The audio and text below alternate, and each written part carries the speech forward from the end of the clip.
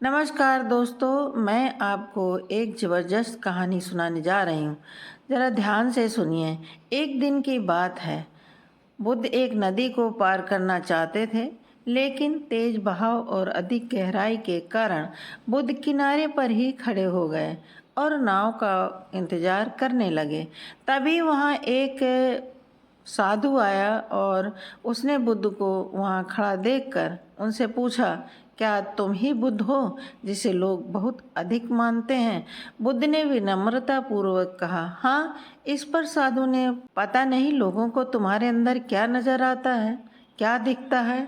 मुझे तो तुम एक तुच्छ मनुष्य मालूम होते हो। मुझे देखो, मैंने अपनी कठिन तपस्या से पानी पर चलने का ज्ञान प्राप्त किया है, फिर भी लोग मुझे नहीं जानते। और तुम साधु। उस साधु ने बुद्ध को नदी पार करके दिखाई। तभी वहाँ एक नाव वाला आ गया जिसमें बुद्ध और वह साधु दोनों बैठकर नदी पार करने लगे।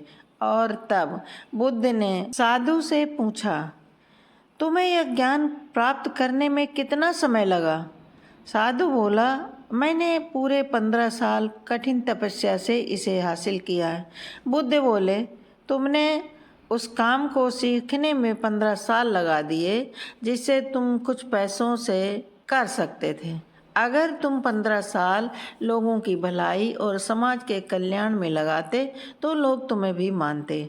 इसलिए अपने समय को ऐसे जगह पर लगाओ जहां तुम लोगों का भला कर सको, तो लोग तुमको मानेंगे और समाज के काम आ सको। गौतम बुद्ध कहते हैं कि बुद्धिमान व्यक्ति में यह 5 लक्षण पाए जाते हैं।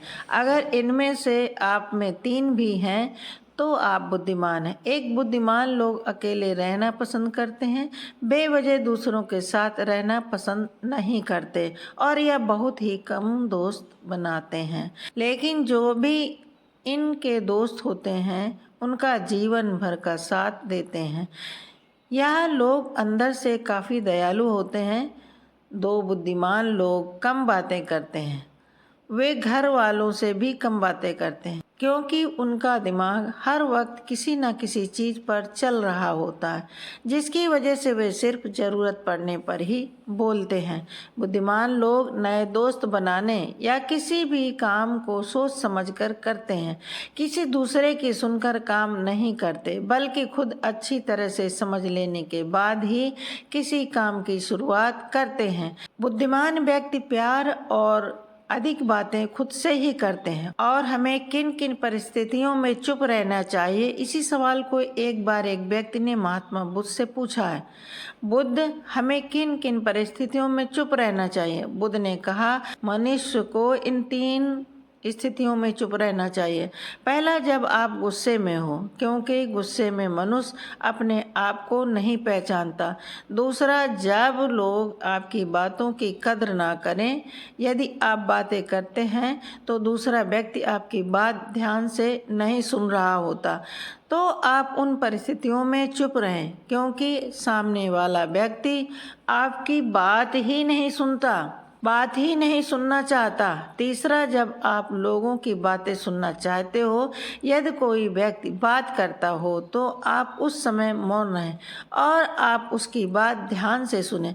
जैसी करनी वैसी भरनी, लेकिन फिर भी इंसान अक्सर अपनी मनमानी करता है। बुद्ध ने कहा, अगर हीरे की परख करनी हो तो अंधेरे का इंतजार करो। धूप में तो कांच के टुकड़े भी चमकते हैं। ढूंढना है तो उसे ढूंढो जो आपकी परवाह करे, क्योंकि दुनिया में इस्तेमाल करने वाले तो खुद ही आपको ढूंढ लेंगे। आँख में पड़ा तिनका, पैर में चुभा कांटा और दिल में छिपा कपट और पाप, इससे ज़्यादा खतरनाक कुछ और नहीं। जब कोई आपको अनदेखा करने लगे, समझ जाओ खामोशी से उसकी ज़िंदगी से दूर जाने का वक्त आ गया, क्योंकि आँखों से गिरे आंसू और नज़रों से गिरे लोग फिर दोबारा नहीं उठते। किसी ने पूछा, इस दुनिया में अपना कौन है? मैंने कहा, समय। वह सही हो तो सब अपने हैं, वरना कोई नहीं। कभी किसी के मैसेज का इंतज़ार मत करो, उसका ना आना भी एक मैसेज है। कुछ लोग चश्मे की नंबर जैसे होते हैं, वक्त गुजरते ही पास से दिखना बंद कर देते हैं। अगर शानदार रिश्ते चाहिए तो उन्हें गहराई से निभाओ। लाजवाब मोती कभी किनारे पर नहीं होते। कलम तब अच्छा लिखती है तब वह झुक कर चलती है। इंसान भी तब महान बनता है जब उसमें विनम्रता हो।